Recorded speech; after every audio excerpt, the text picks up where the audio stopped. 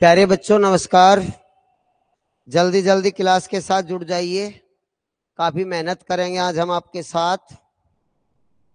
प्यारे बच्चों जल्दी जल्दी जुड़ जाओ।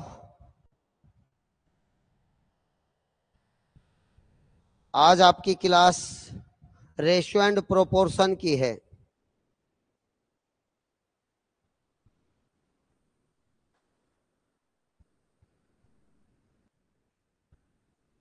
Ratio and proportion class 4।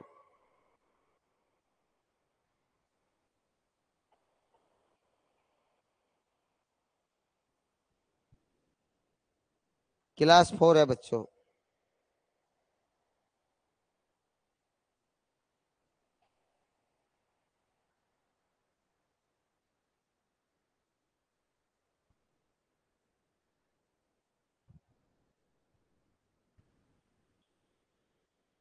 जल्दी जल्दी ज्वाइन हो जाओ।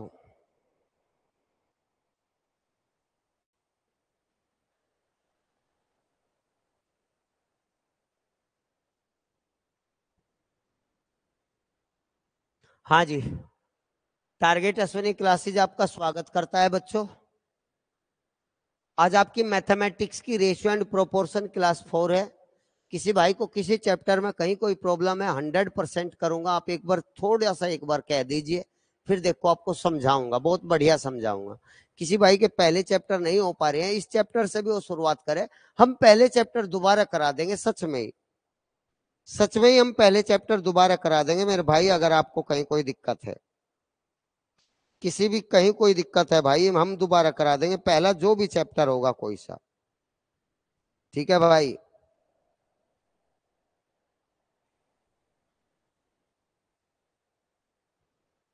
100% हम दोबारा करा देंगे।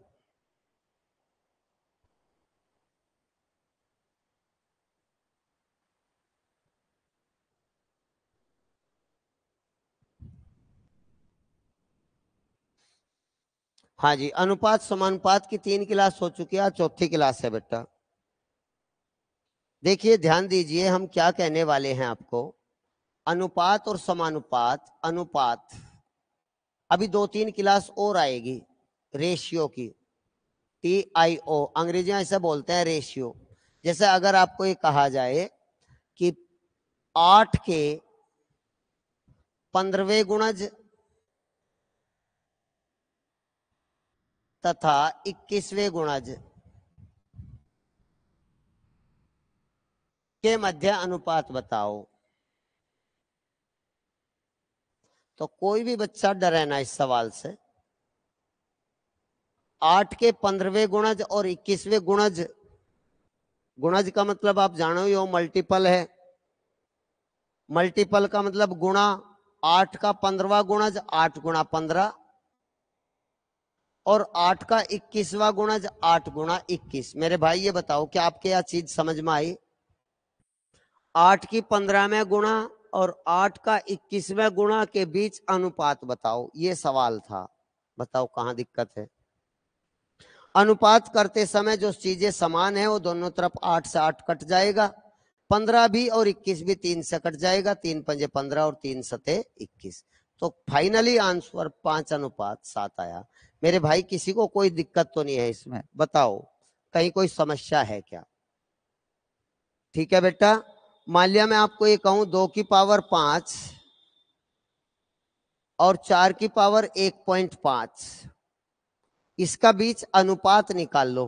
तो ये सवाल मेरे बच्चों तब होगा जब इसका आधार समान होगा। यू 2 है, यू 4 है, तो 2 की पावर 5 को इससे छोटा और नहीं कर सकते, लेकिन 4 को आप कर सकते हो। 4 अपने आप में 2 की पावर 2 होता है। 4 अपने आप में 2 की पावर 2 होता है। 4 जो होता है 2 की पावर 2 होता है। तो 4 की बजाय हमने 2 की पावर 2 और 1.5 पहले से ही है। तो 2 की पावर 5 अनुपात 2 की पावर, बेटा इनकी गुणा कर दो, 1.5 दूनी 3 हो गया। तो इसका मतलब ये 2 5 बार है, ये 2 3 बार है। तो आप ये ध्यान दीजिए, हम इसे और छोटा कैसे करें।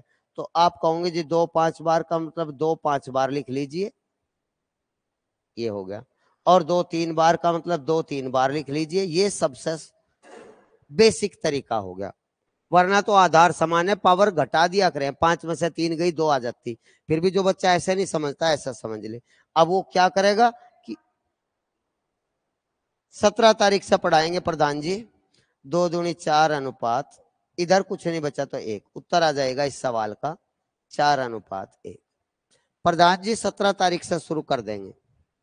क्यों? क्योंकि वो 12 तारीख का क्यों रखा गया था, सुन लीजिए, उसके पीछे एक ये कारण है। मैं ऑफलाइन पढ़ा रहा हूं पॉलिटिकल, और पॉलिटिकल लास्ट स्टेज पे है, और पॉलिटिकल मैं चाह रहा था 12 तारीख तक पूरी हो जाए, लेकिन बीच में एक संडे आ गया, कल 15 अगस्त की छुट्टी होगी, तो 16 तारीख को पॉलिटिकल हो पाएगा, 17 तारीख को आपका उनका भी और आपका भी एक साथ शुरू कर देंगे। तो ये थी बात, ठीक है भाई, इसलिए डिले है, वरना कोई दिक्कत नहीं। और भी भाई सबको ये बात फैला दीजिए कि मैं जीएस बहुत बेहतरीन तरीके से कराऊंगा, आप सच में यकीन मानिए, आपको बिल्कुल समझ में आएगा, बहुत इंपॉर्टेंट कराऊंगा, मानचित्र के माध्यम से कराऊंगा, पूरे वर्ल्ड का मानचित्र आपको दिखा दिखा के बता के, सभी देशों की राजधानी, उनकी मुद्रा, सभी ग्रह उपग्रह, सभी देशों के खनिज, कौन से देश में कौन सी चीज ज्यादा होती है, ये सवाल जरूर आवे एग्जाम में, ठीक है। उसका भारत का भी आपको साथ के साथ उसमें रिलेटेड करता रहूंगा मैं, कि वर्ल्ड में यह चीज ज्यादा है, भारत में उस राज्य में ज्यादा है, इस तरह से। तो अब टेंशन न ले, 100% बढ़िया कराऊंगा, ठीक है, कराऊं चाहे थोड़ा पर कराऊंगा जरूर, सब कुछ कराऊंगा। तो आप जुड़िए क्लास के साथ, आप ध्यान दें। हाँ, तो मैं बच्चों एक चीज और आपको स्टार्टिंग में बता दूं, जो मेरा डेली का काम है, एक बार बच्चों को बेसिक बताना, कि अनुपातिक विभाजन इस चैप्टर का मेन है। अगले सभी चैप्टरों का अनुपातिक विभाजन सीखना है, जो कि पता नहीं बच्चा इसे सीख नहीं पाता बड़ी आसानी से, जबकि इसका आसान टॉपिक ही नहीं है गणित में कोई भी। जैसा हमें 700 रुपए को बांटना है बेटा, 700 रुपए को हमें 4 आदमी में बांटना है, मान लिया उन 4 आदमी के नाम ए बी सी डी है, 4 आदमी में हमें बेटा ये बांटना है। और मैं आपको अगर ये कहूं कि ये 5 मिल गया, इसे 3 मिल गया, इसे 2 मिल गया, और इसे आपका 4 मिल गया, हमें इस अनुपात में भाई हमें इसे बांटना है, 5 3 2 4 के अनुपात में 700 रुपए बांटने हैं। तो बेटा हम जब ये योग दे रखा है टोटल 700 रुपए, तो मेरे भाई हम इसे भी तो जोड़ कर लेंगे, ये भी जुड़ कर कितने यूनिट हो गया, 5 3 8 2 10 और 4 14 यूनिट हो गया। तो हम कहेंगे ये 700 जो है 14 यूनिट के बराबर है, 14 यूनिट के बराबर बेटा 700 है। तो 1 यूनिट बराबर कितना हो गया, 14 पंजे 70, 1 यूनिट के 50 हो गए। तो हमें इस 50 की जो गुणा है सभी यूनिट में करके आपका अलग अलग उत्तर सभी का आ जाएगा। 50 की आप यहाँ भी गुणा करें, 50 की यहाँ भी गुणा करें, 50 की यहाँ भी गुणा करें, और 50 की यहाँ भी गुणा करें, 5 पंजे 25, इसे 250 मिलेंगे, इसे 150 मिलेंगे बेटा, 50 दूनी 100, इसे 100 मिलेंगे, और 50 चौका 200, सबके अलग अलग हो गए, जोड़ कर देख लो 700 ही आएगा। ये बिल्कुल बेसिक अनुपातिक विभाजन है, जो सारे सवालों में अगले सब चैप्टरों में ये लगेगा, इसकी जरूरत पड़ेगी, ठीक है बच्चों। जैसे मैं अपनी तरफ से एक सवाल बोलता हूं बेटा, आप ध्यान दीजिए कि त्रिभुज के कोणों का अनुपात, ये भी सवाल में आ जाता है। एक त्रिभुज है, उसके कोणों का अनुपात, जो एंगल है बेटे, उसके कोणों का अनुपात, त्रिभुज के कोणों का अनुपात 7 अनुपात 4 अनुपात 7 अनुपात 4 अनुपात 5 है बेटा, 4 है, चलो ऐसे लिख लिया, 7 3 5 है। त्रिभुज के कोणों का अनुपात 7 3 5 है, और आपसे वो पूछ ले इसका महत्तम कोण बताओ। महत्तम का मतलब है सबसे बड़ा, इसका लार्जेस्ट एंगल ज्ञात करिए, सबसे बड़ा एंगल कोण आप ज्ञात करें। तो मेरा हर भाई जानता होगा कि त्रिभुज के तीनों कोणों का जोड़ जो होता है, ये त्रिभुज है, इसके जो 3 एंगल होते हैं, त्रिकोण जो होता है, इसके तीनों कोणों का योग बेटा हमेशा 180 होता है। और वही सवाल है जैसे पिछला किया था कि 180 को आपको बांटना है 7 अनुपात 3 अनुपात 5 में। तो मेरे भाई हमने क्या सिखाया आपको कि योग टोटल 180, यूनिट को भी जोड़ लो, 15 हो गए भाई, ये कितने हो गए सारे यूनिट जुड़ के, 15, 7 3 10 5 15, 15 से आप इसे भाग दे दीजिए, 12 बार कट जाएगा, तो 12 में सबसे बड़ी यूनिट 7 है, तो 12 गुणा 7, 12 सते 84, अर्थात इसका सबसे बड़ा कोण 84 डिग्री होगा, मैक्सिमम एंगल। इसका मैक्सिमम एंगल जो आया बच्चों वो 84 होगा। सबसे छोटा पूछता तो 12 की गुणा 3 में कर देते, 12 तिया 36, इसका सबसे लोवेस्ट एंगल भी आ जाता। तो ये अनुपातिक विभाजन है, त्रिभुजों कहीं भी कुछ बांटना हो बेटा तो इस चीजों पे फोकस करें। जैसे पिछला सवाल था मेरे भाई, ये सवाल देखिए, ये थोड़ा सा अलग है क्योंकि एलसीएम दे दिया, जोड़ नहीं दिया। एलसीएम दे दिया 1800, तीन संख्याओं का अनुपात 3:4:5 है, उनका एलसीएम 1800 है, दूसरी संख्या ज्ञात करें। आप अगर शॉर्ट सीखना चाहते हो तो आप एक काम करें, आप पहली संख्या निकालने के लिए बेटा आप एलसीएम को भाग दे दे पहले अनुपात से, 1800 को आप भाग दे दे, 3 से ही भाग दे दे, 600 आ गई पहली संख्या। क्या मैं ठीक कर रहा हूं क्या? गलत कर रहा हूं मैं गलत कर रहा हूं इस तरह,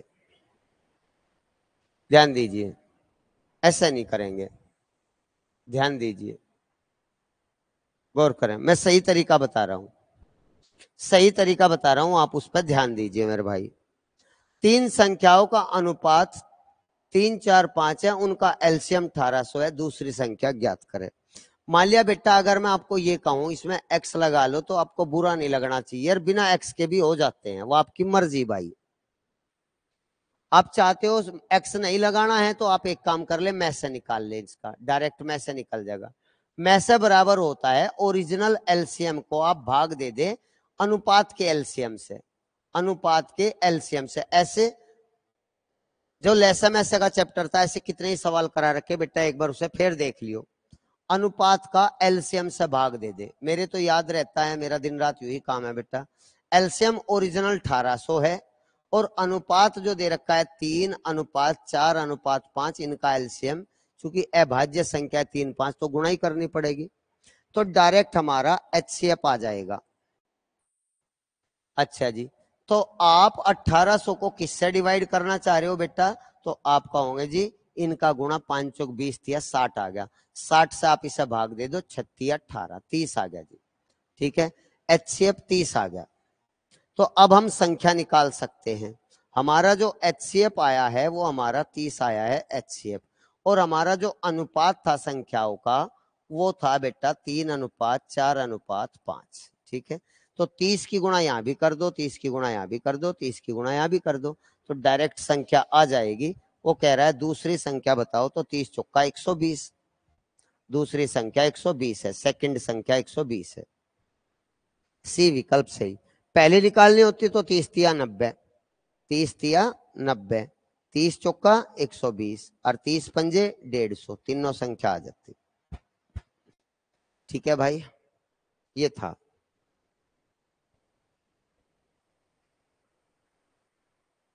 इस सवाल को पढ़िए और करिए।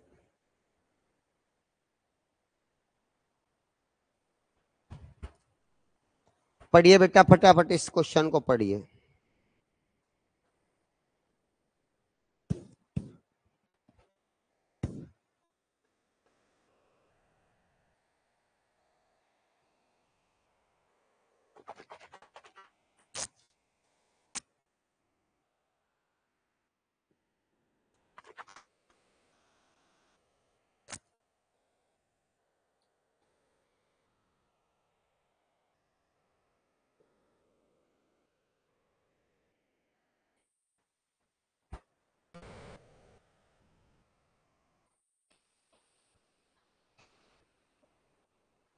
बेटा गौर करें, मैं इसे दो तरीके से समझाना चाहूंगा, सभी भाई प्रयास करें समझने का मेरे भाई।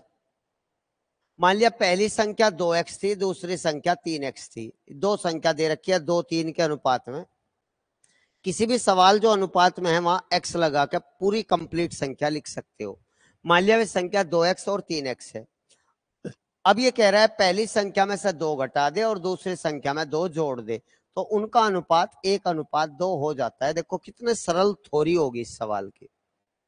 इसका सरल और क्या होगा बच्चों, पहली 2x दूसरी 3x, पहली में 2 घटा दे दूसरी में 2 जोड़ दे, कितना ही घटाने को कितना ही जोड़ने को कह रहा हो, ऐसे ही तो करेंगे। और अनुपात 1:2 बटे में लिख लिया 1/2। कैलकुलेट कर लिया बेटा, 2 की गुणा तिरछी गुणा करेंगे अब इसमें, 2 की गुणा इसमें 2 दूनी 4x माइनस 4 बराबर 1 की गुणा 3x प्लस 2।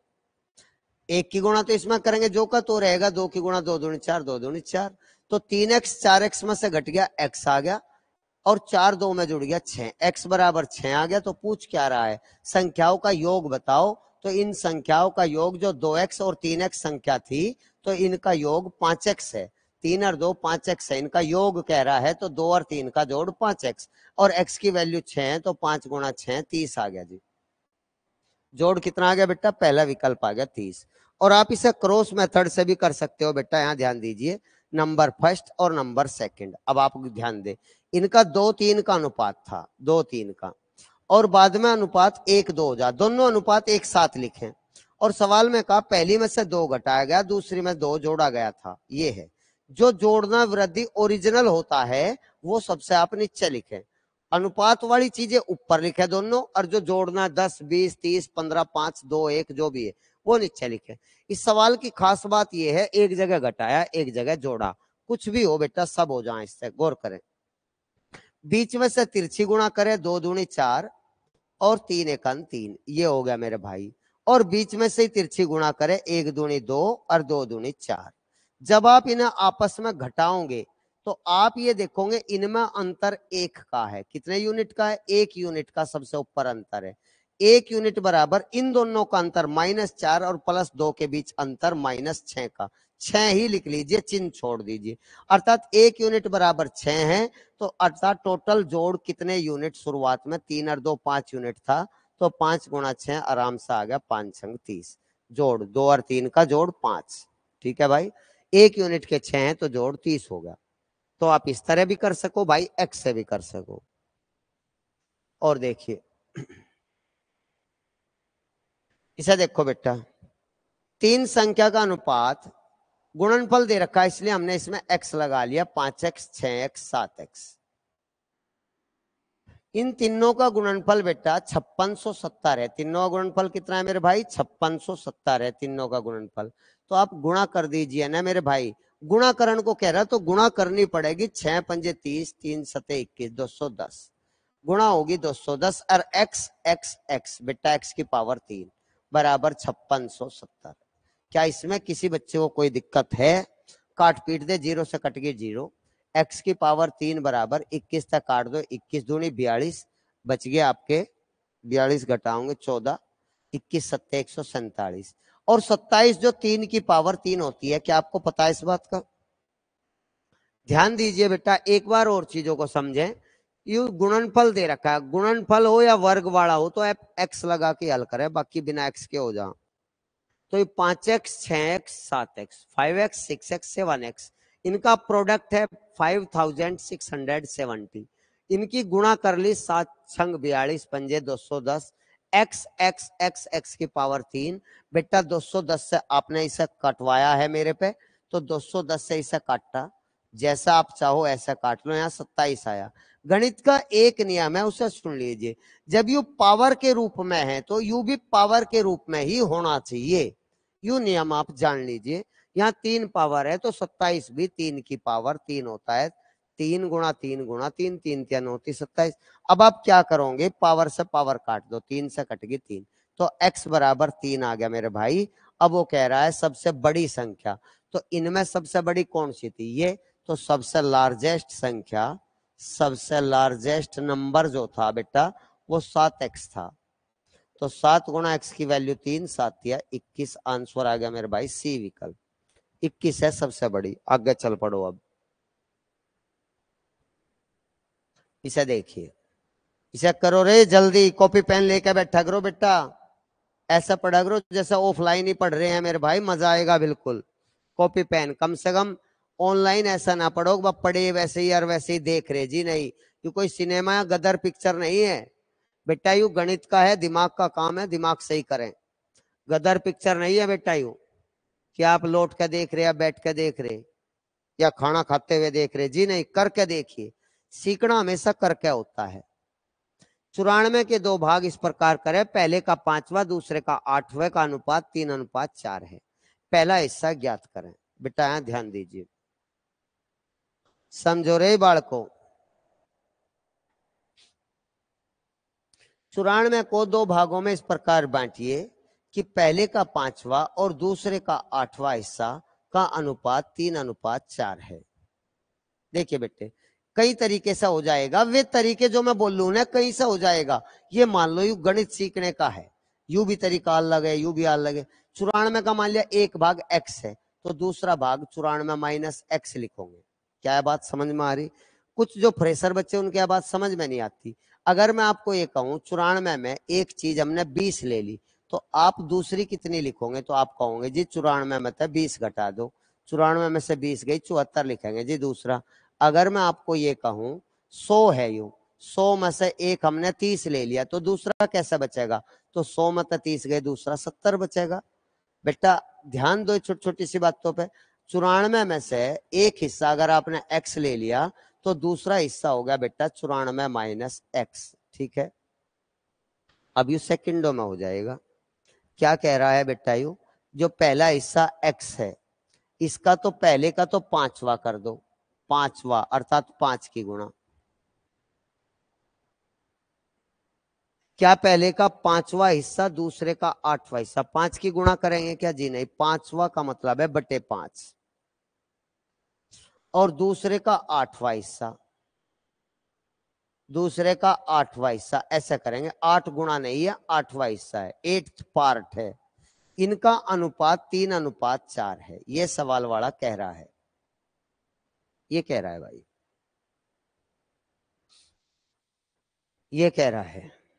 एक तरीका तो है बेटा यू आपको कुछ बच्चों को थोड़ा हार्ड लग रहा होगा। अगर पहला हिस्सा x है, दूसरा 94 माइनस x है, पहले का 5वां भाग दूसरे का 8वें के बीच अनुपात 3:4 है।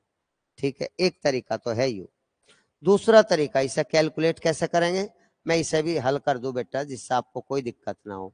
आप एक काम करें, इस 8 को हटाना है तो इधर गुणा कर ले, 5 को हटाना है तो इधर गुणा कर ले, अर्थात ये हो जाएगा 8x अनुपात। यार यू तरीका तो ज्यादा बड़ा हो गया मेरे भाई, सच में।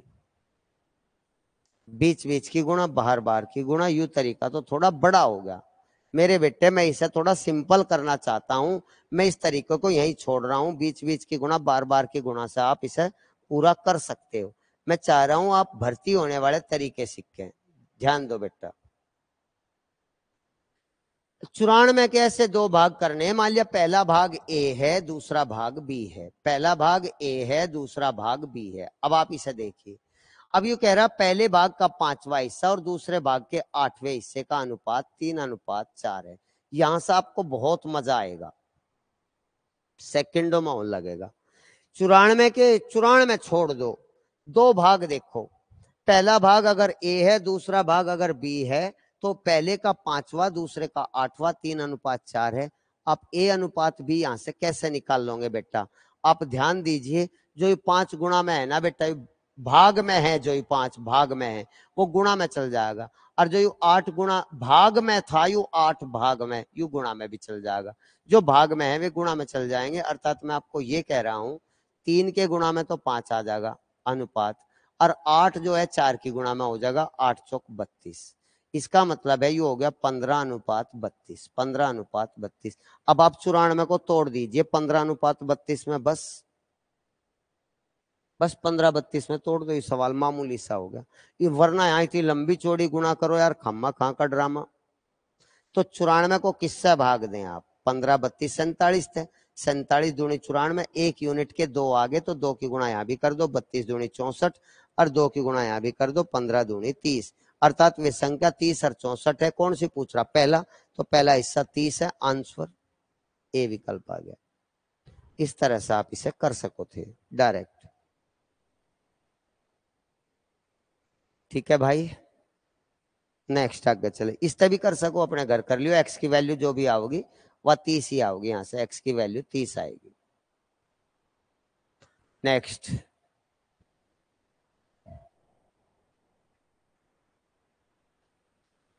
1180 रुपए एबीसी में इस प्रकार बांटने, ए के हिस्से का 2 गुना, बी का 5 गुना, सी का 7 गुना बराबर है, ए का हिस्सा बताओ। बहुत बढ़िया, ध्यान दीजिए। ए के हिस्से का 2 गुना, बी के हिस्से का 5 गुना। अब की बार गुणा कह रहा है, वहां 5वां भाग था, यहां गुणा कह रहा है। और सी के हिस्से का 7 गुना। सवाल में कहा यू बराबर है, यू बराबर है। तो बेटा ये रुपए तब बटेंगे जब आपका ए अनुपात बी अनुपात सी आ जाएगा। ए अनुपात बी अनुपात सी लाने के लिए आप 2 5 7 का एलसीएम ले लो। 2 पंजे 10, 10 सत्ते 70, एलसीएम 70 ले लीजिए भाई। और आप इसे 2 से 70 को भाग दोगे तो ये 35 आएगा। अगर आप 5 से भाग दोगे 70 को तो 14 आएगा। अगर आप 7 से 70 को भाग दोगे 7 ढाई 70 तो 10 आएगा। और एलसीएम छोड़ दीजिए, अर्थात आपको 1180 रुपए अब इस अनुपात में बांटने हैं कि 35 अनुपात 14 अनुपात 10 हो जाए। तो आप 1180 को भाग दे दीजिए मेरे भाई 35, 14 और 10 जोड़ के। तो 35 और 14 हो गए 49 और 10 59 हो गए। और 59 से बेटा यू कट के 20 आ गया। यू एक यूनिट की कीमत आ गई, एक यूनिट 20 का है। वो पूछ किसे रहा है, ए का हिस्सा। तो ए का हिस्सा पहले वाला था 35 यूनिट, 35 यूनिट और एक यूनिट के बेटा 20 आए तो 20 की गुणा 35 गुणे 70। इसका मतलब ए की वैल्यू 700 आ गई। डी ऑप्शन सही है, डी ऑप्शन सही है भाई। पूछो भाई कुछ प्यारे बच्चों, इस टाइप के सवाल को देखें। करो भाई करो बच्चों, करो फटाफट करो।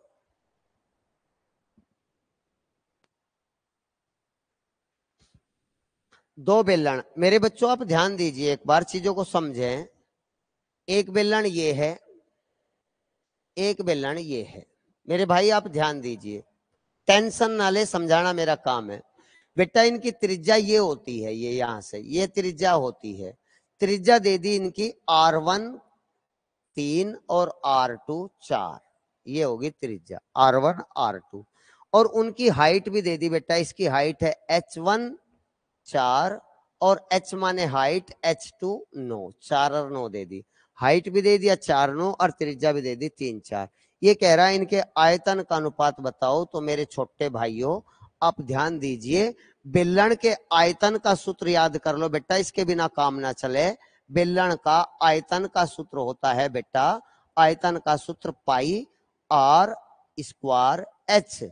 पाई त्रिज्या स्क्वायर ऊंचाई, पाई त्रिज्या स्क्वायर ऊंचाई, पाई त्रिज्या स्क्वायर ऊंचाई। चूंकि दो हैं तो यहाँ R1 H1 और पाई R2 H2, ये ऐसा लिख लिया।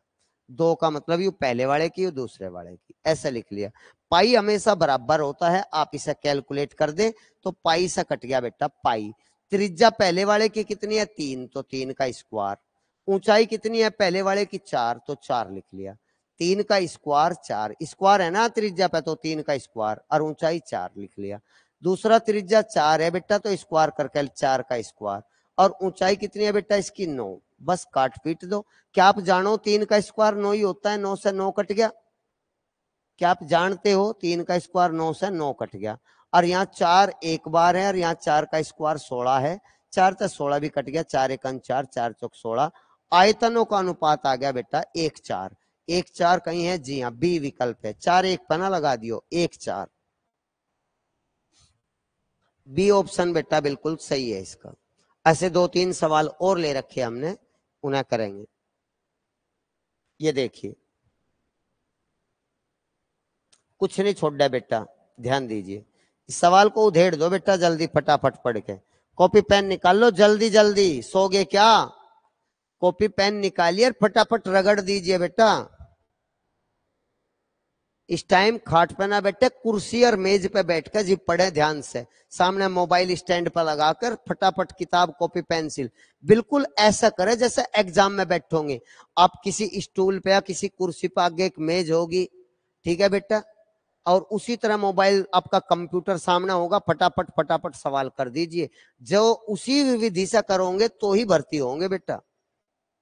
तो इसलिए इस टाइम कमर सीधी रख कर पढ़े, कमर बिल्कुल भी ना झुकावें।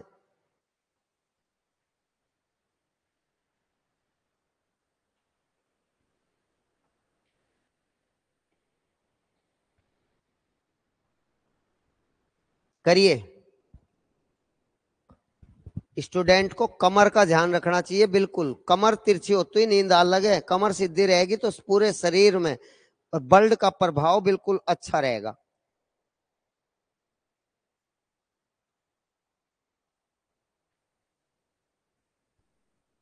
चलो बेटा इस सवाल को देखिए।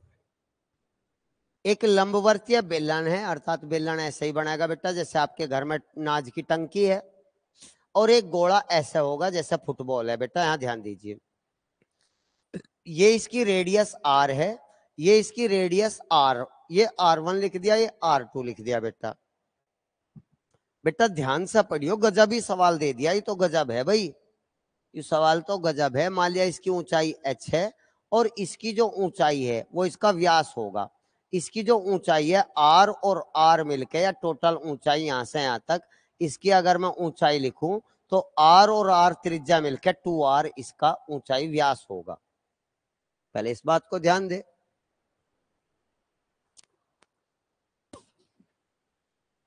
हाँ जी, बेलन के और गोले के आयतन बराबर हैं। सवाल में लिख रहा है इनके आयतन बराबर हैं, अर्थात इसका आयतन होता है बेटा, सूत्र पता होना चाहिए, पाई आर स्क्वायर एच, अभी अभी बताया था, याद कर लो। और गोले का भी याद कर लो, ये हो 4/3 पाई आर की पावर 3 मेरे बच्चों, ये होता है गोले के आयतन का 4/3 पाई आर की पावर 3, ये होता है। जो समान चीजें हैं बेटा आप उसे काट दीजिए, पाई से पाई कट गया, पहले तो आप इस पर ध्यान दें। इसकी त्रिज्या बेटा सवाल में कहा बेलन की त्रिज्या और गोले का व्यास भी बराबर है, तो बेलन की त्रिज्या और गोले का व्यास बराबर है। ध्यान दीजिए, बेलन की त्रिज्या और गोले का व्यास बराबर है। बेलन की त्रिज्या अगर हम इसकी R1 मान ले तो गोले का व्यास हम क्या लेंगे, 2R। ये दोनों सवाल में ये दे रखा है, मैं आपको इस चीज को बगल लिख के समझाना चाह रहा हूं। कहां लिखूं, बगल लिख के समझाना चाह रहा हूं, यही समझाऊं कि आप समझ लोगे। अगर इसकी R1 है तो इसका 2R सवाल में कहा बराबर है, तो यहाँ एक अगर हम लिखे तो R1 की वैल्यू 2 आ गई, R2 की वैल्यू 1 आ गई। देखो मैं ये कहना चाह रहा हूं, अगर 4x बराबर 7y है, इसे ना भूल जाइयो, तो x की वैल्यू 7 है और y की वैल्यू 4 है। x की वैल्यू इधर मिलेगी और y की वैल्यू इधर मिलेगी, इसे ना भूल जाइयो। तो यही बच्चों मैं यहां बताना चाह रहा हूं, R1 की वैल्यू 2 और R2 की वैल्यू 1। R1 की वैल्यू 2 तो 2 का स्क्वायर H1 अनुपात 4/3। R2 की वैल्यू क्या लिखू बेटा, R2 की वैल्यू लिखूंगा मैं 1, R2 की वैल्यू 1, 1 की पावर 3। ठीक है, तो 2 का स्क्वायर कितना हो, 4, H1 4 गुणा H1 अनुपात अनुपात 4/3, 1 की 3 बार गुणा 1 ही रहता है। पूछ क्या रहा वो, बेलन की ऊंचाई और त्रिज्या का अनुपात बताओ, बेलन की ऊंचाई और त्रिज्या का अनुपात बताओ, बेलन की ऊंचाई और त्रिज्या का अनुपात ज्ञात करें।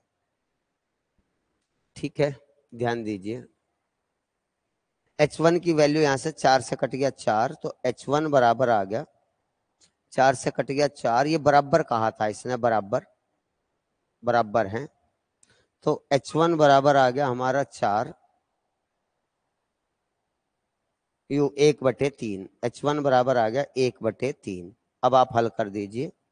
अब सवाल में कहा है, सवाल में कहा है कि बेलन की ऊंचाई और त्रिज्या का अनुपात बताओ, बेलन की ऊंचाई और त्रिज्या का अनुपात ज्ञात करें। H1 की वैल्यू 1/3 आई बच्चों, ठीक है ना, यहाँ मैं कहीं मिस्टेक तो नहीं कर रहा। अच्छा जी, अब मैं R1 की वैल्यू कैसे निकाल लूं, यहां से R1 की वैल्यू 2 ही लिखूं क्या, देख लो एक बार।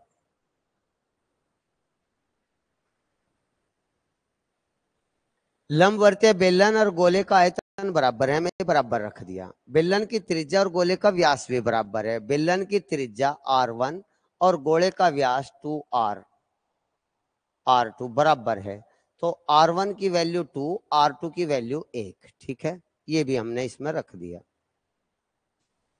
या आप एक काम कर लेते, चलो फिलहाल यही, तो हमें H1 की वैल्यू 1/3 हमें निकालना है, बेलन की ऊंचाई और R1 के बीच अनुपात निकालना है।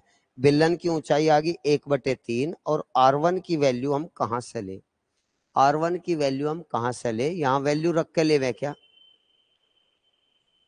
एक बार देखो यार इस सवाल में, R1 का स्क्वायर, H1 की वैल्यू आई 1/3, पाई से तो पाई कट ही गया, 1/, क्या कर रहा हूं मैं, R1 का स्क्वायर 1/3 बराबर 4/3, R2 स्क्वायर, R2 की जगह क्या लिखूं, R2 बराबर हो गया R1/2, R1/2, 3 से 3 कट गया, 2 दूनी 4,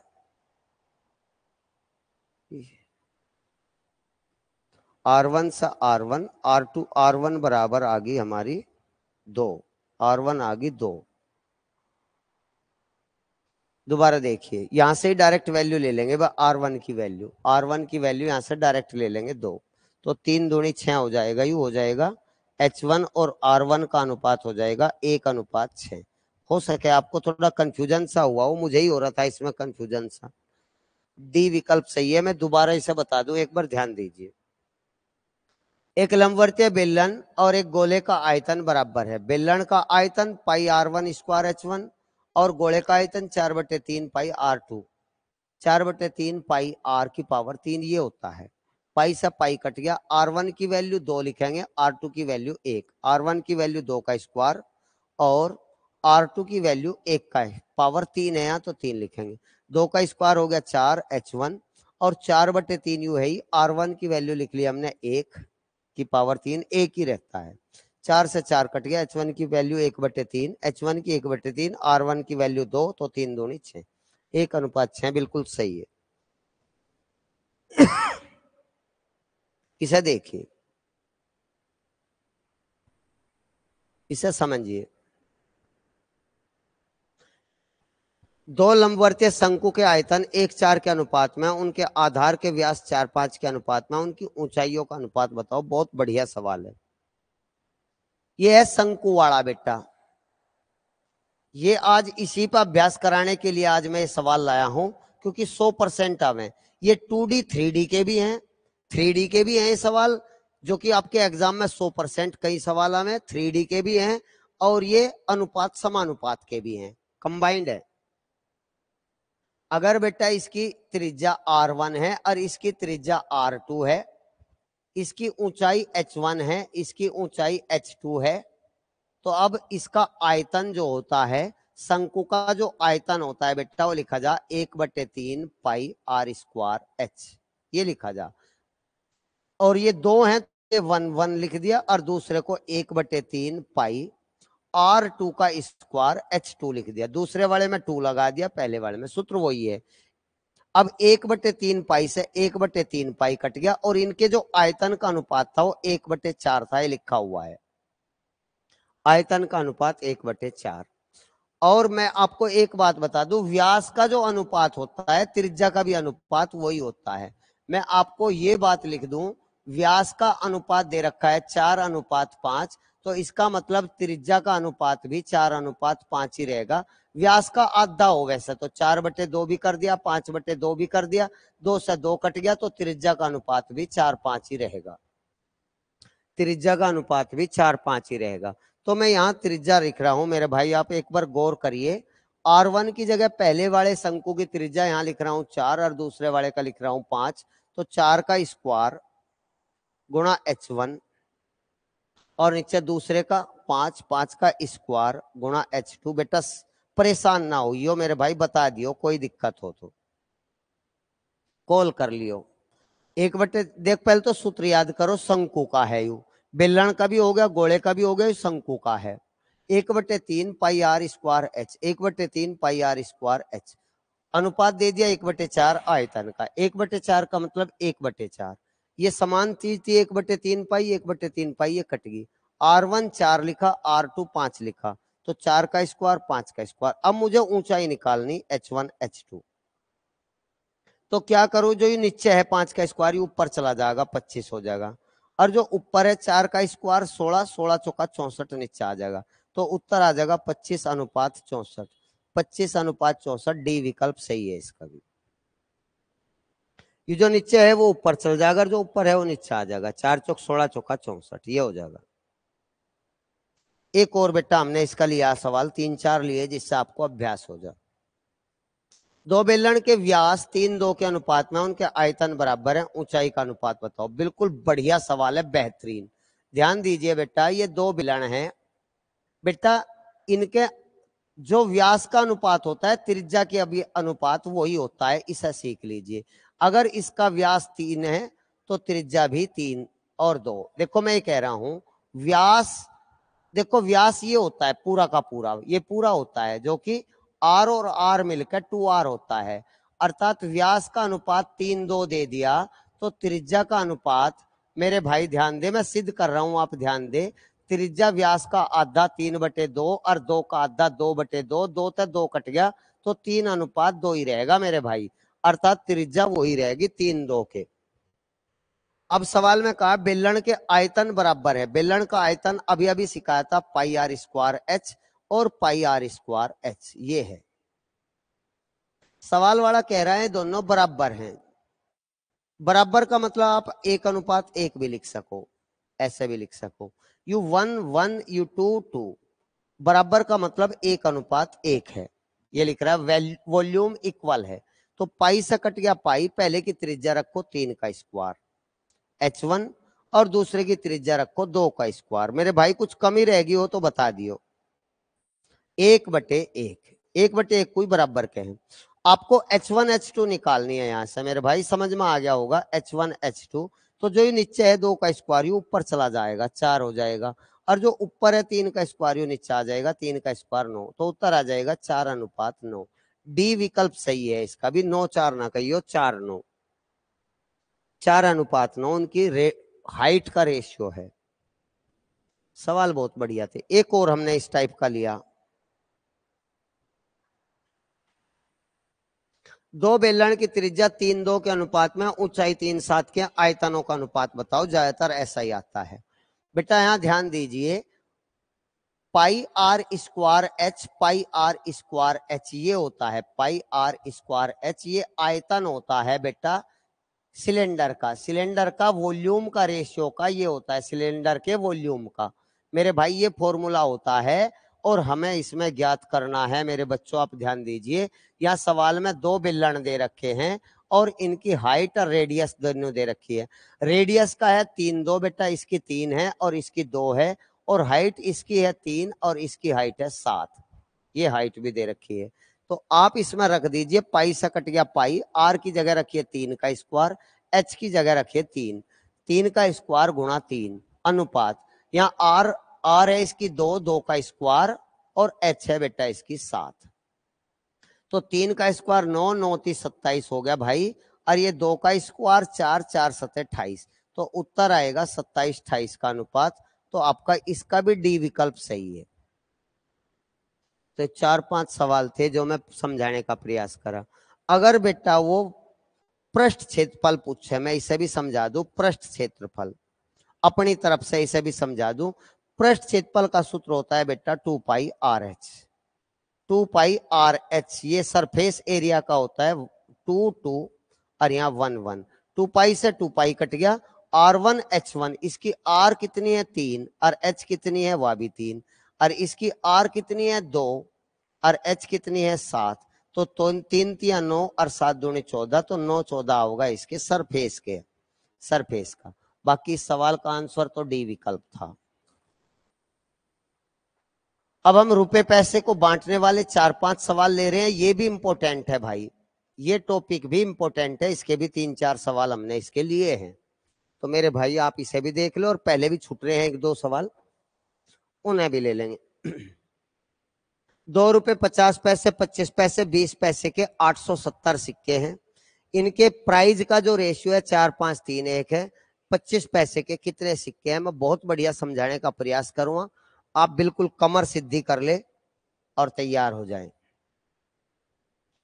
टाइप ऑफ कॉइन्स, जो सिक्कों के प्रकार दे रखे हैं वे 2 रुपए के हैं, 50 पैसे हैं, पैसे पी लिख रहा हूं मैं, 25 पैसे हैं और 20 पैसे। बड़ा खूबसूरत सवाल है बेटा, ये रुपए थे 2 रुपए, ठीक है बेटा। इनके जो मूल्यों का अनुपात है, मूल्य प्राइस, इनके जो मूल्य का अनुपात है वे 4 रुपए 5 रुपए। मूल्य का अनुपात हमेशा आप रुपए में ऐसे होंगे, ऐसा लिखोगे भाई। ये दे रखा है 4 5 3 1, 4 रुपए, 5 रुपए, 3 रुपए, 1 रुपया। अब आपको इसके सिक्के बनाने हैं। क्यों बनाने हैं, पहले इस बात पर ध्यान दे। सिक्के क्यों बना रहे हैं बेटा, क्योंकि टोटल सिक्के दे रखे हैं वे हमें बांटने हैं। 870 सिक्कों को तब बटेंगे जब सिक्कों का अनुपात होगा। यू अनुपात तो रुपए का है, ये सिक्के हैं, टोटल कॉइन्स है, तो अनुपात जब सिक्कों का ही होगा बेटा तभी सिक्के बटेंगे। तो आप इन्हें सिक्के में कन्वर्ट कर लो। 4 रुपए में 2 रुपए के कितने बनेंगे, तो आप भाग दोगे 4/2। यहाँ भी 5 रुपए हैं, इनके पैसे बना लो 5 रुपए के, 500 पैसे में को 50 से भाग दोगे। यहाँ भी 3 रुपए को पैसे बना लो, 300 पैसे हो गए, 1 रुपए में 100 पैसे हो, 300 पैसे में 25-25 पैसे के कितने सिक्के बनेंगे। जब तक आप खुद का दिमाग नहीं लगाओगे कुछ समझ में नहीं आवे भाग क्यों दिया जा रहा है। आप अपना दिमाग लगाए, 1 रुपए के आपको खुले खुले चाहिए, 20-20 पैसे के चाहिए, तो 1 रुपए में 100 पैसे होते हैं, 20-20 पैसे के 20 पंजे 100, 5 सिक्के आपको मिल जाएंगे। तो आप भाग दोगे, 1 रुपए में 100 पैसे होते हैं, 100 पैसे को 20 पैसे से डिवाइड करके आपके सिक्के की संख्या आ जाएगी। तो सिक्कों की संख्या बेटा मैं यहाँ 2 से 4 काट के 2, 10, 12 और 5, ये आ गई सिक्कों की संख्या।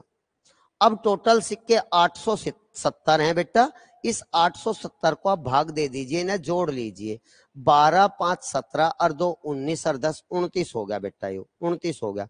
1 यूनिट के सिक्के आ जाएंगे, कितना होगा, 29 से भाग दे दिया तो 29 तिया 87 होता है, 30 आ गया, 1 यूनिट के 30 आ गए। तो पूछ रहा है वो 25 पैसे के कितने हैं, तो 25 पैसे के संख्या आप कितने यूनिट देख पा रहे हो, तो 25 पैसे के आप 10-12 यूनिट देख पा रहे हो। आप गौर करिए मेरे भाई, 25 पैसे के सिक्के कितने हैं, तो आप 12 यूनिट, तो 12 यूनिट हैं, 1 यूनिट में 30 है, तो बेटा 12 तिया 36, 360 पैसे हैं। 870 में से 360 सिक्के हैं, 870 में से 360 सिक्के 25 पैसे के हैं।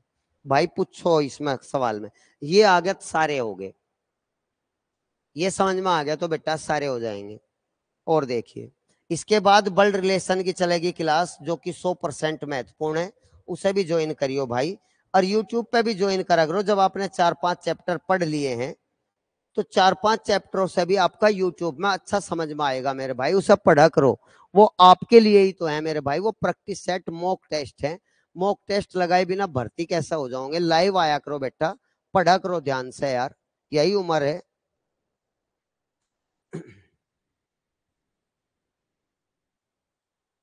इस सवाल को बाद में लेंगे, पहले सिक्के वाला ही देख ले।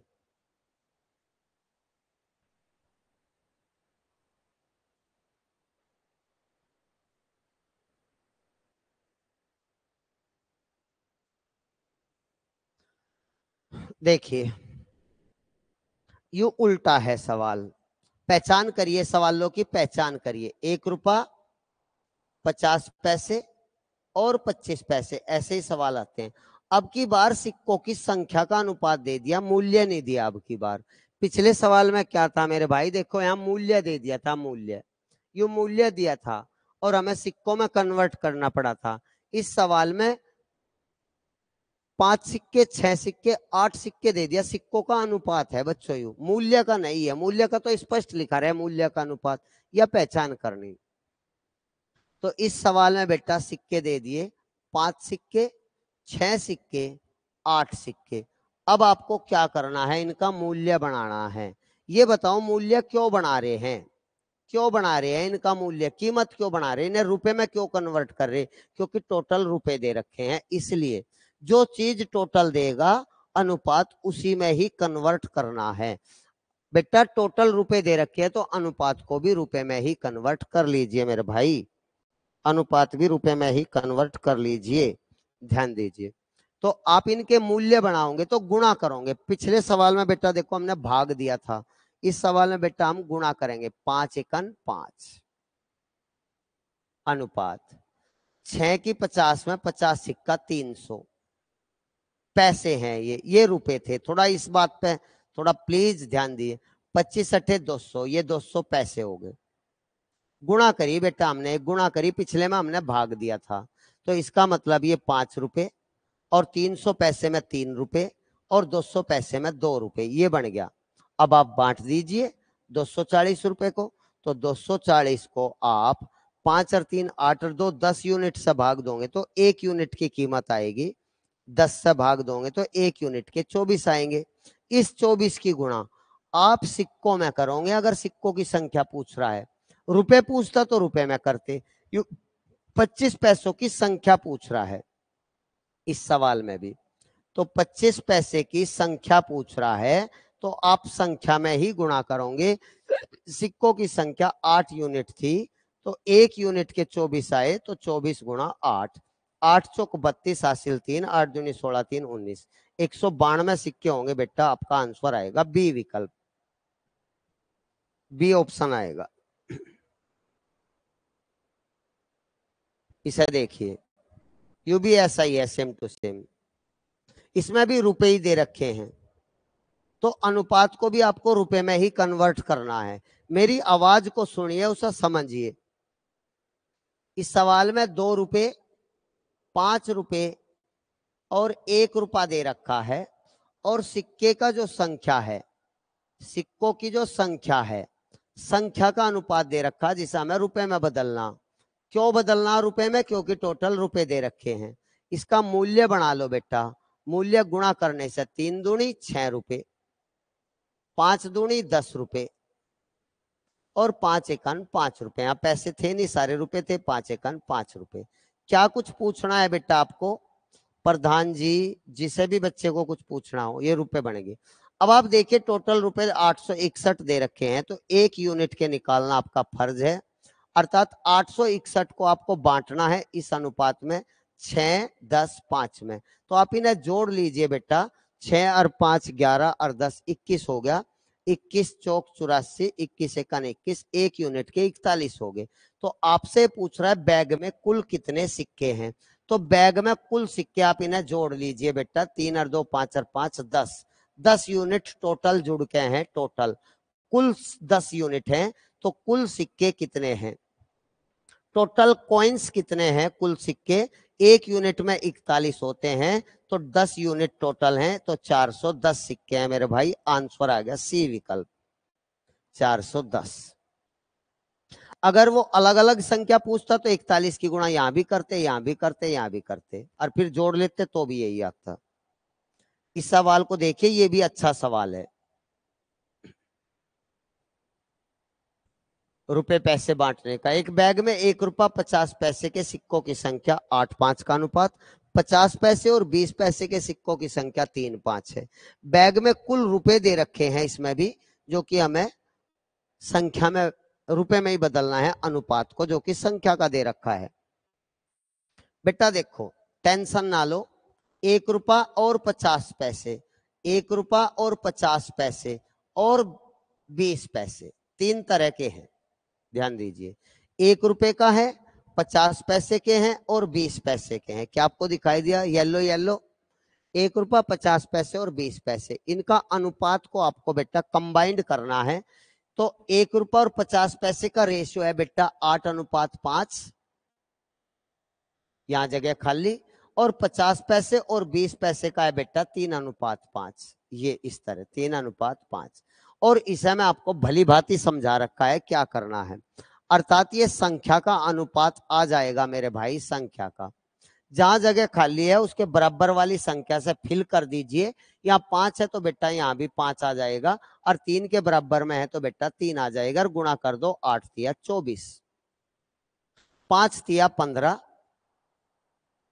क्या मैं ठीक कर रहा हूं? मैं गुणा और 5 पंजे 25, ठीक है बेटा। यू क्या आया? यू आया सिक्कों की संख्या का अनुपात। अब मेरे बच्चों इनका मूल्य बना लो, अब इनका मूल्य बना लो। मूल्य कैसे बनेगा? आप 24 सिक्के ले रहे 1 रुपए के, तो 24 गुणा 1, 1 रुपए के 24 है तो 24 रुपए ही तो आएंगे यार, दिमाग भी तो लगाया करो। 1 रुपए की खरीद है, जिसे चिल्लर भी कहते हैं, शायद चिल्लर है, 1 रुपए के 24 हैं, तो कीमत कितनी होगी यार? 24 ही तो होगी। और कीमत क्यों बढ़ा रहे, आप पहले इस बात को सोचो। कीमत इसलिए बढ़ा रहे क्योंकि बैग में टोटल रुपए दे रखे हैं 730। तो जो चीज टोटल होती है अनुपात को उसी में ही बदलना होता है। ठीक है मेरे भाई, तो हम अनुपात को रुपए बना रहे हैं, रुपए बन गए 24 रुपए। अब 15 सिक्के हैं 50-50 पैसे के, तो ये पैसे हो गए, गुणा ही तो करेंगे हम। और 25 सिक्के हैं बेटा 20-20 पैसे के, तो ये पैसे। अब रुपए में लिख लो 24 एकन 24 रुपए। 15-5 75, 750 पैसे हो गए बेटा। 750 पैसे के रुपए बनाओगे तो 2 अंकों पर दशमलव लगाओगे, 7.5 रुपए। और 25 दूनी 50, ये 500 पैसे हो गए बेटा। 500 पैसे में 5 रुपए। तो अब आपको वो बांट देना है जो वो कह रहा है। वो क्या कह रहा है, 730 रुपए को। 730 रुपए को 24, 7.5 और 5 के अनुपात में बांटना है। तो आप 1 यूनिट के अनुपात निकाल लो। ये कितने यूनिट है, 24 और 7 31, 31 और 5 36, 36.5 है बेटा। यू 36.5, 36 दूनी 72, 1 73, 20 बार कट गया बेटा। यू 20 बार कट गया, आप जैसे चाहो काट लियो। ठीक है, तो 20 बार 1 यूनिट के आगे। वो पूछ क्या रहा है, वो 20 पैसे के सिक्कों की संख्या पूछ रहा है। तो 20 पैसे के सिक्कों की संख्या आपको कहां दिखाई देगी, आप उसे गौर करें। 20 पैसे के सिक्कों की संख्या यह है, देखो संख्या के सामने 25 यूनिट है। तो 20 पैसे के सिक्कों की संख्या 25 यूनिट है। और 1 यूनिट के कितने आए, 1 यूनिट में 20 आए। तो 25 यूनिट में कितने, 25 यूनिट है तो 1 यूनिट में 20 है, तो 25 के 25 दूनी 50, 500। उत्तर आ गया 500 सिक्के हैं। सी विकल्प सही है, सी विकल्प बेटा सही है। इस टाइप का एक और सवाल है, देखिए भाई पूछ लीजिए प्यारे बच्चों कुछ। एक पर्स में 1 रुपया 50 पैसे और 10 पैसे, 1 रुपया 50 पैसे और 10 पैसे के सिक्के 6, 9, 10 के अनुपात में है। टोटल 34.5 रुपए हैं। 10 पैसे के कितने सिक्के हैं बेटा, यहां ध्यान दीजिए। टोटल रुपए दे रखे हैं तो इस अनुपात को रुपए में बदलेंगे, इससे गुणा करके रुपए बन जाएंगे। अर्थात पहले तो सिक्कों का प्रकार लिख ले, 1 रुपया 50 पैसे और 10 पैसे। ठीक है भाई, और यहाँ नंबर ऑफ कॉइन्स अर्थात सिक्कों की मैं यहाँ संख्या लिख रहा हूं, सिक्कों की संख्या लिख रहा हूं बेटा। सिक्कों की संख्या है 6:9:10। अब मैं बेटा इनका मूल्य बनाऊंगा, इनका रुपए बनाऊंगा। तो 1 रुपए के 6 सिक्के तो गुणा करके 6 एकन 6 रुपए हो जाएंगे। यहाँ 50 नम्मा 450, 450 पैसे, पैसे के रुपए बना लिए, 2 अंकों पर दशमलव। 10 की 10 में 100 पैसे हो गए, 10 दाम 100, 2 अंकों पर दशमलव लगेगा, 1 रुपया हो गया। अब टोटल 34.5 रुपए को बांट दीजिए इस अनुपात में 6, 4.5, 1 में। तो 1 यूनिट के निकालने के लिए टोटल यूनिट से भाग दे दो। टोटल 6 4 10 रे 11, 11.5 हो गया, 11.5 हो गया। आप अच्छी तरह जानते हो कि दशमलव 1 अंक पे, दशमलव 1 अंक पे कट गया। 115 तिया 345, 1 यूनिट के 3 आगे। तो कह रहा है 10 पैसे के सिक्के कितने हैं, 10 पैसे के। तो 10 पैसे के 10 यूनिट हैं। 10 पैसे के सिक्के कितने हैं, तो 10 पैसे के 10 यूनिट हैं, आपको दिखाई दे रहे 10 यूनिट। और 1 यूनिट में 3 है, तो 3 से गुणा कर दो, 10 तिया 30। 1 यूनिट के 3 है तो 10 यूनिट के 10 तिया 30। आंसर आएगा बी विकल्प। ठीक है बेटा, तो ये रुपए पैसे के थे। और उससे पहले बेलन शंकु गोले के थे। और उससे पहले 1-2 सवाल बचा हुआ है, हम उसे लेते हैं। अब इस सवाल को पढ़ें, बहुत बेहतर ढंग से, बेस्ट सवाल है। इसके बाद हम रीजनिंग पढ़ाएंगे, वर्ल्ड रिलेशन। क्लास आज आपकी वर्ल्ड रिलेशन की चौथी होगी, चौथी तीसरी जो भी है उसे ध्यान से पढ़ें।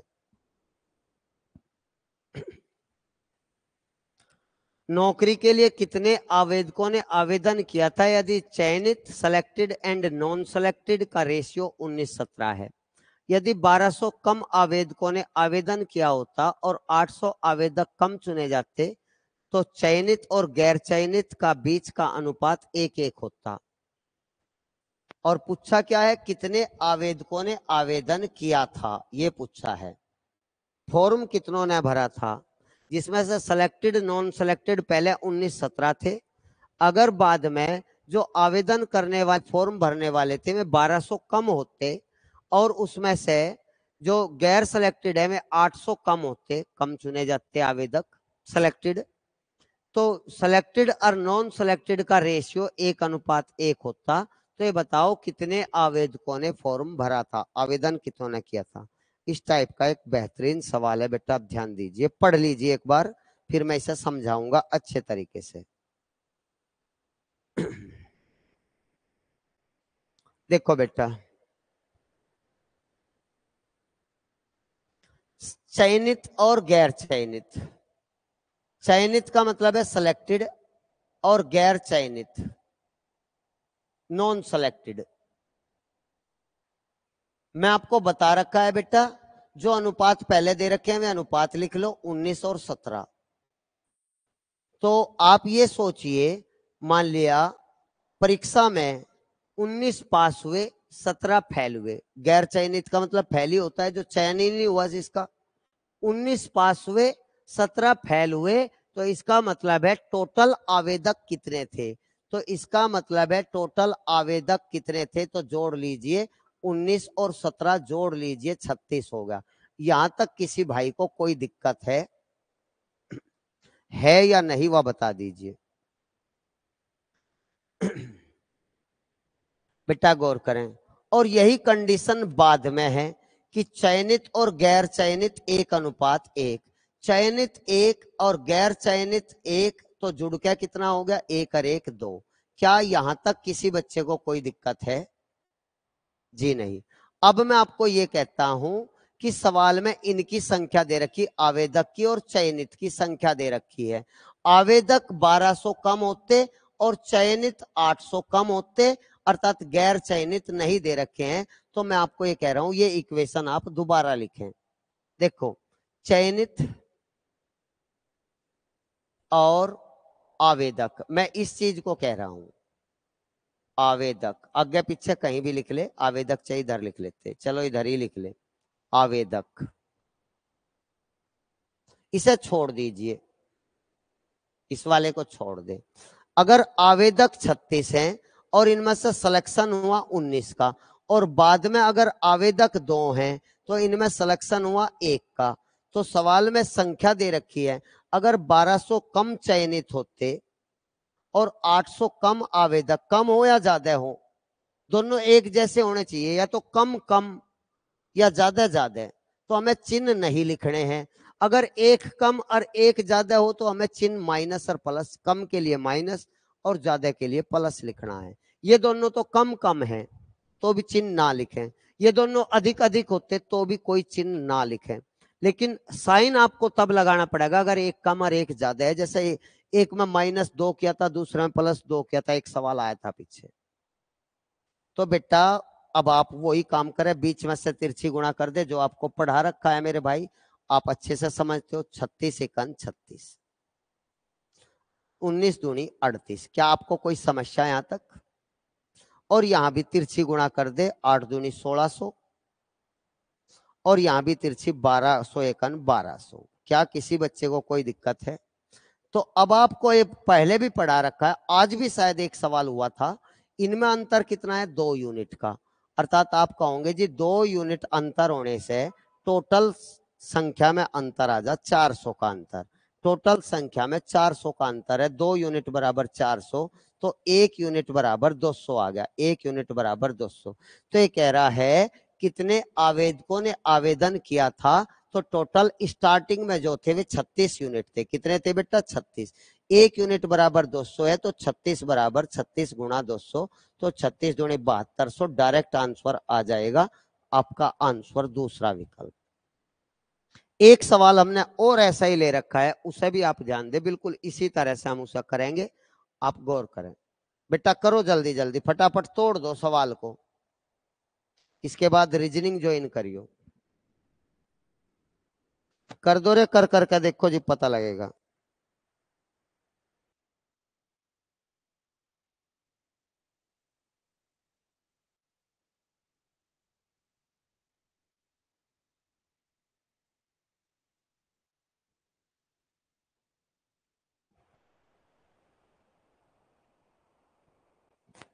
हाँ बेटा कर लिया आपने, ध्यान दीजिए। चयनित और गैर चयनित, मैं अब की बार इसे यही कर रहा हूं, आप ध्यान दीजिए। चयनित और गैर चयनित, अचयनित लिख लो चाहे, और यहां लिख लो टोटल आवेदक। ठीक है, ये जुड़ के टोटल आवेदक आ जाएंगे। चयनित थे 14 और गैर चयनित थे 25, और ये जुड़ के हो गए आपके 39। यहां तक किसी बच्चे को कोई दिक्कत है? अगर आवेदक 35 कम होते और 10 कम चयनित होते तो चयनित और गैर चयनित का 3-5, चयनित 3 और गैर चयनित 5, तो ये जुड़ के होते 8। अब आप ये संख्या छोड़ दीजिए, इसे छोड़ दें।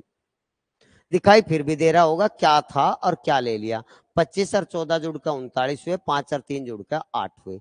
अब ये संख्या आवेदक अगर 35 कम होते और 10 कम होते, चयनित 10 कम होते और आवेदक 35 कम, माइनस माइनस से छोड़ दीजिए इस चिन्ह को, कोई मतलब नहीं। हाँ अलग अलग होते तो जोड़ते। ध्यान दीजिए, अब बीच में से तिरछी गुणा, बीच में से तिरछी, 3 27 हासिल लगे 2, 3 तिया 9 और 2 11, 39 तिया 117, और 14 अट्ठे 8 चौक 32 हासिल लगे 3, 8 एक 8 3 11, 111, 8 की यहाँ 8 दाई 80 और 35 तिया 105। ये चीजें आपके क्लियर हो गई होगी, पिछली 3-4 क्लास हम ले चुके हैं। ऊपरलों का अंतर 5 यूनिट है और निचरलों का अंतर 25 है। तो क्या आप समझ पा रहे हो? 5 यूनिट बराबर 25, तो 1 यूनिट बराबर कितना हुआ? आप कहोगे जी 5, 5 पंजे 25, 1 यूनिट के 5। तो नौकरी के लिए आवेदकों की संख्या 39 यूनिट थी। तो इसका मतलब है टोटल जो फॉर्म भरने वाले थे टोटल 39 यूनिट थे। 1 यूनिट में 5 है तो 39 में 39 गुना 5, 5 नम 45 हासिल 4, 5 या 15, 15 और 4 19, 195 थे बच्चों। आपका चौथा विकल्प बिल्कुल सही है, चौथा विकल्प बिल्कुल सही है। किसी भाई को कोई दिक्कत हो बताइए।